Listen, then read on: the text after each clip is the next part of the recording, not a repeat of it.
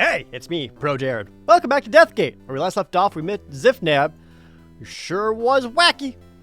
But now we got the all-important transportation disc. We also got this hot ember being kept in a shell. More importantly, look at these flowers. Blue flowers, yoink. Yellow flowers, yoink. I believe these yellow flowers were that stinkweed that people were talking about. So you can, like, they have a sharp, pungent smell, but it isn't particularly strong. Crush them. You crush the yellow flowers in your hand. Somehow the action releases an incredibly foul odor, stronger than anything you've ever encountered. I'm just going to hold on to that while I stink for a while. Swing! Ah, yeah, see, I made it over here. Oh, you can actually see the flowers from over here. That makes sense. Alright, so what we know is that the staff is down within the maw. And if What's His Nerd gets the staff, he'll somehow win the affections of this lady. Oh, here's some pretty blue flowers you can give to her. Thank you very much. I still need the golden staff of rulership. She'll only regard me as an equal if I'm holding it. Yeah. After I've gained her respect with it, I can woo her with these flowers and book of love poems that you gave to me. All I need is the staff, but that's probably the hardest thing to get. Nothing screams being an equal and earning her respect by having someone get all that stuff for you. So you can't climb down there, you can't jump down there, you might die. But what we can do is take this bad boy and toss it down there. You heave the disc into the bottomless maw. In seconds, it plunges out of sight. And now that it's landed, I can use the white disc to transport myself to wherever it landed. Probably should have saved the game. Whee! You weave the spell into the disc. Thwomp. I actually remember how to do this part. There's a lot to do here. I can't save the game. Okay, so I can't fuck this up. You stand on the root ledge, right on the edge of a massive web. In the center, a gigantic spider sits patiently. So, I believe if you don't have these to do the pungent smell, the bees attack you right away and you die. Okay, so first things first. I'm gonna set that on fire. As soon as you touch the hot embers of the massive hive on the tree, it bursts into flame. In surprise, you jerk your hand back and drop the shell containing the ember into the web below. They air up with the nasty, stinging bugs that had made the hive their home. Some of the insects make tentative passes at you, but veer away when you get within range of the foul odor wafting from the yellow petals you hold. Without a target, the insect swarm moves angrily at random. Attracted by this sweet aroma, some fly toward the marmalade, but are immediately driven back by the odor of petals. Others just fly in circles, buzzing angrily. Oh, what's that? You're attracted by the marmalade? Hey, spider. Suck bees! With a grunt of effort, you heave the jar of marmalade at the spider. It strikes dead center and smashes open. The marmalade splashes all over the disgusting body. You can smell the sickly sweet aroma from here. The insects are immediately attracted by the sweet smell of the marmalade-splashed spider. As one, they swarm toward it. The center of the web becomes a flurry of activity. The stinging insects swirl around the spider as it thrashes in agony. Soon, the one-sided battle dies down. The spider slumps onto the web in death. Blah! Oh, God. Fuck. Okay, And now you can get the gold staff is right there in the web, but it's caught in the web, so you can actually use the shears and just, you scramble over the web until you get to the pod. There, you whip out the garden shear and start to saw away at the thick, sticky strands. After a few minutes, the golden staff, as well as its grisly ex-owner, are completely revealed. You grab the staff and make your way back to the relative safety of the ledge. Look at that corpse. It seems that someone else made it to the root ledge, but finding himself here, had nowhere to go and died. It appears he's been here for a long, long time. Push. Whoa. You shove the remains of the ancient traveler to one side. Underneath, you discover a patch of toadstool and a glowing arrow. Treasure. You take the glowing arrow. Underneath, you see a patch of small toadstools. I'll take some toadstools too. Mash. I have no idea what this arrow is for. Or the mushroom, for that matter. I think that's everything I needed out of this.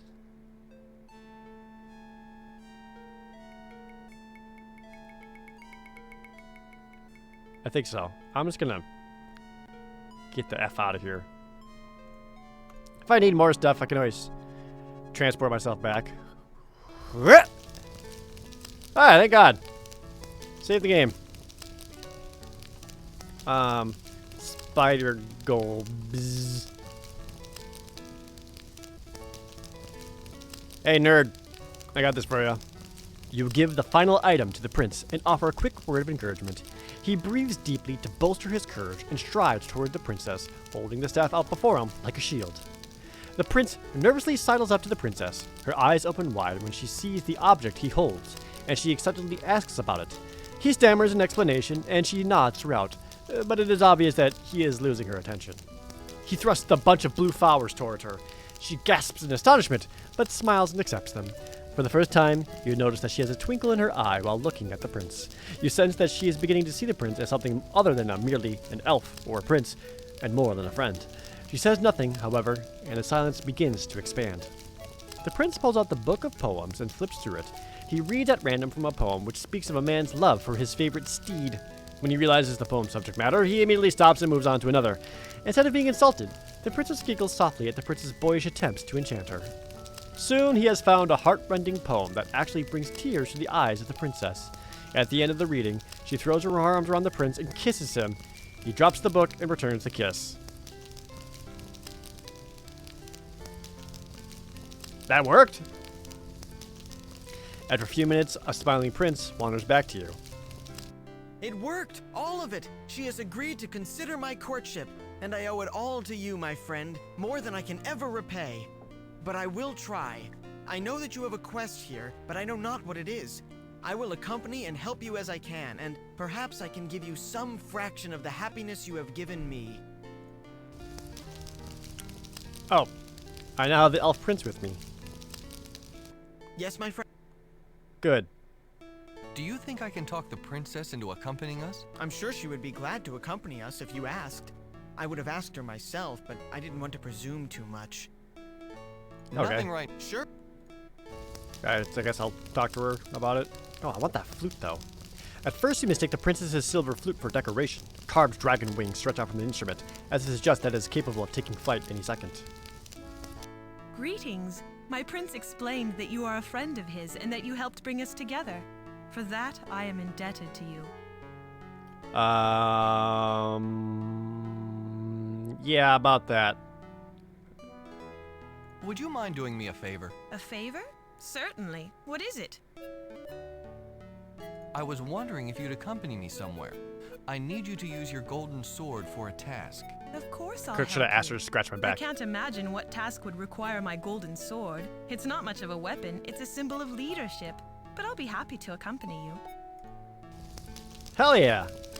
I'm gathering a party? Greetings. I should talk to you My some more. role in your romance was nothing, dear princess. On the contrary, it means everything to me. I am not blind to what the consequences of our union could mean to our races as well. It could unite our Oh, peoples. yeah, it's forbidden. This could usher in a new age of peace. Yeah, when it's you forbidden, are it's largely extra hot. responsible for that. That's a nice flute you've got there. Thank Yeah. you. It was given to me by my warder. He's the one who trained me to hunt and track, but he also taught me to play this flute. He is one of the only people I know who still remembers how to play the old written music. There isn't much of it left, but he collected some of the ancient sheets and kept them safe. I was honored to learn the skill from him. Tell me a little about your people. I thought you were human, but I guess Nope. you're not. Otherwise, my people would be your people. We're nomadic. We live all over Prion following the game we hunt. It might appear to the other races that we're rather loosely organized, but that's not true. My father leads us wisely with the council of the people. We have thrived for generations. That sounds Our nice. lives are hard, though, and sometimes dangerous. The appeal of the elves' safe and stable society affects many of us. For some, it's too much to resist. They come to the elves as refugees and beg for whatever work is available. I think my people want to settle down. They follow my father out of loyalty, but they're ready to change the way they live. Even I wouldn't mind some stability. Right? Hold on. Are you ill? It sounds like you've got a cough. I do have a slight cough, but it's nothing. I caught a chill in a downpour a little while ago. I'll get over it eventually. Just now, it's not that bad. Or it's tuberculosis. Thanks, princess. That's all I have to say. Sure. Okay, more importantly, she's got that flute that we can use on the stupid titans. So I believe now we can actually go back onto my ship. Hey guys, look at my ship. Aren't I cool? Look how cool I am. Whee!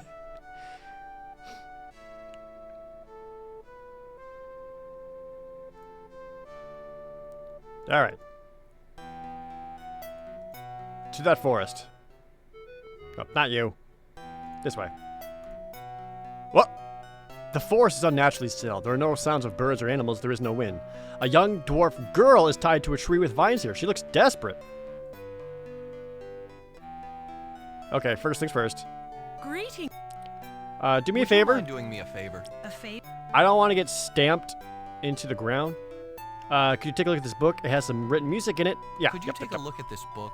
It has some written music in it. I'd like to know if you could How's play your it. sight This is reading? incredible. It's music from the ancients. What an amazing find. Would you like me to play it? Yes, right now. Yes, start playing it now if you would. Very well. Just tell me when to stop. Caplo is oddly calm about this. The princess lifts the flute to her lips. A haunting, hypnotic melody emerges.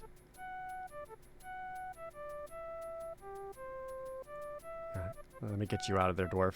You slip next to the struggling dwarf and pull out the garden shear. The princess's melody appears to keep the giants at bay while you saw through the dwarf's bindings. The vines fall away just as the princess coughs and stops playing the flute. The forest erupts with towering brutes all racing toward you with murder in their eyeless faces. Ah! Murder.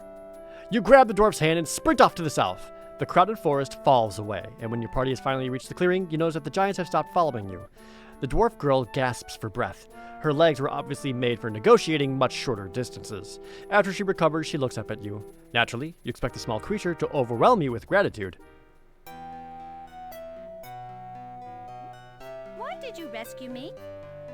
What do you mean? I mean, why would a party of 2 humans and an elf risk their lives to save a dwarf?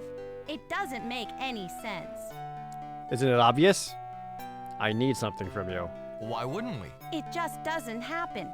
We haven't even seen an elf for generations, and the humans we have seen have been content to keep as far from us as possible. It suits us fine. Humans and elves can keep their petty wars to themselves as far as we're concerned. Because you were in trouble. Everyone should help out those in need. Wow, you really helped me just because I needed help? Yeah, that's why. That's so nice. I don't believe it. It's a custom among my people to give a favor in return for one, especially one as significant as saving a life. All you have to do is ask. Well, there is something that I need. That's fine, but could I talk with you a while before I ask for anything? Of course. Is there anything I want to talk about? Oh, Do man. you know anything about a golden hammer? A golden hammer. I'm not sure. Wait, I think there's a golden hammer in the weapons vault. A few years ago, there was a false alarm. We thought that the Titans were attacking, so the elders ordered that the vault be opened. Everyone took up weapons and headed towards the forest. At that point, we realized we had been tricked. Some child got his rear tanned, and everyone went to replace their weapons. Oh, some kid was crying wolf, crying titan. I was one of the first in the vault, and I noticed a golden hammer shoved way in the back. No one had taken it. I looked at it to find out why. The weight was all wrong, and I determined that it was actually forged of gold. Can you believe it? A soft metal like gold? Yeah, it's One dumb. strong blow and the thing would flatten. I don't understand why Yeah. anyone ever made such a useless weapon. Right? It's like they've never even played Minecraft. Do you think you could get it for me? That could be my favor. I don't think so. The only time the vault is open is in response to an attack by the giants. They never make exceptions. In fact, ever since the false alarm, they are more careful than ever to verify that the attack is genuine. They don't want dwarves harming themselves or others, either by accident or deliberately, by using these weapons. Some of them are very dangerous. So what you're saying is I need to cause an actual attack. Is there any other way into the vault? Absolutely not. Shit. Dwarves are masters at tunneling. We made the vault impossible to tunnel into by lining it with fire-hardened metals. There's no Neat. way in unless it is opened. Okay. Maybe the hammer wasn't meant to be used as a weapon. Why would someone forge a hammer unless it was meant to be used? That doesn't make any sense. Let's see. Let's talk. Sure. Let me introduce you to my companions. The small dwarf greets her companions. The prince bows graciously. The dwarf looks a little reserved, perhaps wondering if he's making fun of her height. She says a few words, and the prince appears a little taken aback by the dwarf's gruff and direct comments. But they speak a bit more, and soon both are laughing and enjoying each other's company. The dwarf girl soon turns to the princess, and, after the initial pleasantries, the princess lapses into a coughing fit. That's a nasty cough you've got there, princess. But I know a surefire remedy. It only requires 4 ingredients, and I've got one of them with me. Let's see. You'll need some dead man's friend, the meat from a zuzu nut, the roots of the plith plant, and the dried herbs that I carry. I've got a zuzu nut. What the heck is Dead Man's Friend? It's a fungus, a toadstool that tends to go Ah! under carrion dead bodies. That's why it's known as dead man's friend. I got some of that in the plith plant. Where am I going to find a plith plant? They're not rare. You should be able to find them anywhere. The plith have pink flowers. I got if that. you see those, just pull up the whole plant. You should get the roots along with everything else. I got those things. Can I have those herbs? Sure. I've got them here somewhere. She paws through her dusty garments and emerges holding a handful of dried herbs. Smiling, she hands them over to you. Sick. So I've got all of them. What are you supposed to do with all of these things? Just feed them to her. It all ends up in the same place. After she's eaten them all, she should have shaken off that nasty cough. Perfect. You think that this favor would make us even? You think a simple cough remedy is worth my life? I owe you far more than that. Sick. You keep thinking about what you need. This is just being friendly. Can we Sure. Okay. Where do you live? Why, right here. Well, under here, anyhow. Uh-huh. The dwarves prefer to live underground. We have a network of tunnels that run for miles in all directions. I told you the stump opened up. Can you tell me anything about that building to the south? Sure. It's the great... Yeah, we know all that. I How want did you to. get captured? I don't want to talk wandered anymore. into the forest of giants when I shouldn't have. I just wanted to see them. Idiot. Everyone told me that they were actually bigger than humans. Are they I didn't gods? believe it until they jumped out of the trees and grabbed me. The giants don't bother anyone unless you go into their forest. They're pretty touchy about that. I'm just lucky they tied me up instead of stepping on me. Yeah, they killed me. Enough about these giants. All right, of course. Can you tell me? The nut is named after... Yeah, I got the Can we Zuzu talk- nut. Sure. Tell me, Not my favorite. Let's see. are you? What? Ah, short joke. Do they- Okay. That's what Tell me what. Many generations... I already know a lot about One these day- giants. I just want to get out of here. How far Oh, did wait. you make it inside? Did you actually see the gem? No, I never got anywhere near Wait, this it. is important. I didn't even mean to go as far as I did. One step inside the forest was enough for these big bullies. They grabbed me and tied me up. Didn't even say a word. Has anyone ever been able to take the gem? I want this gem. Long time ago, a dwarf named Lungput the Swift Lungput! ventured into the forest. I'm taking Somehow that name he for made it something. to the center, into a clearing, and there, lying on the ground, he discovered the gem. He grabbed it and bolted for the city. Well, the giants followed him all right, but they caught him before he got anywhere near the city. He tried hiding behind trees and rocks anywhere out of sight, but the giants homed in on him as if he were a beacon. They took back their gem and squished poor Lungput. Since then, no one's ever come back out of the forest once they went in. What do you know about the gem? Supposedly, it's huge and crystal Yeah. and has strange writings on it. Actually, it's not supposed to be all that valuable. Crystal's not worth much. You'd figure that something they guarded so fiercely would be worth more. Enough about these giants. All right? Wait. Tell me, Actually, maybe tell me more about the giants. tell me the. According to legend, the giants are the children of the Shining City. They lived inside it and were very happy, but they always wondered what lay outside of the city's walls. One day they snuck out. The city discovered them missing. It was furious that its children had left it, so as punishment it took away their eyes and closed its doors, leaving them outside. The Shining City became dark in its sorrow. Whoa. The giants moved into the forest nearby. They hoped that one day the city would reopen its doors and let them in. The only memory of their time inside was a gem that one of them had brought with them. They cherished that memory and guarded it jealously. One day, the city's heart grew lonely. It decided to forgive its errant children and invite them to return, so it began to shine again. If the giants had seen it, they would have rushed home. But the city had taken their eyes and they couldn't see the beckoning light. So they remain inside the forest, waiting for a call that came long ago. And the city waits for its children who will never return. That's an awesome legend. We dwarves believe that if only we could lead the giants back to the city, they would go in and leave the forest to us. We know that they are guarding the gem at the center of the forest. A few brave dwarves have entered the forest in hopes of stealing the gem and bringing it to the shining city. The giants would follow the gem, and when they came upon the city, it would open its doors to them and they would go back home. Got Enough it. about these giants. All right? What do you need? Could you go ask the elders if they'd make an exception? No one seems to want the hammer anyway. I could ask, but I already know the answer. Nothing is going to open that vault except an attack from the giants. And I really hope that doesn't happen in my lifetime. I'll go, though. Wait here. I'll be back soon. I'm going to steal the gem, causing a giant attack, forcing the dwarves to get the hammer, allowing me to claim the hammer. The dwarf girl grabs the branch sticking out of the dead tree trunk and pulls it in an intricate motion, which you take the time to memorize.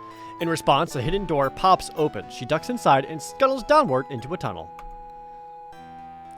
Yeah, I want to do that too. Copying the movement of the young dwarf, you pull open at the twisted branch sticking out of the stump. A door pops open. Inside, you see a narrow tunnel that leads straight down. Hell yeah. See, now maybe I can enter this and go down to the dwarf city. Sick. Alright, let's end this episode here. This was an exciting episode. Lots of stuff happened. I gathered a party, killed a spider, and I got the golden staff and this sick arrow for something. I don't know what yet. But hope you're enjoying this. I know I sure am. Oh, yeah, before, let me actually do something real fast, because I kind of noticed this. I feel like the music is a little overpowering. I'm gonna bring it down a scooch. You can't adjust any other voice sound levels, but I can adjust the music, so. I'll bring the music down a little bit. Hopefully that makes the voices less drowned out. If they have been, I'm sorry. I'm doing my best. Alright. As always, thank you guys so very much for watching. See you next time!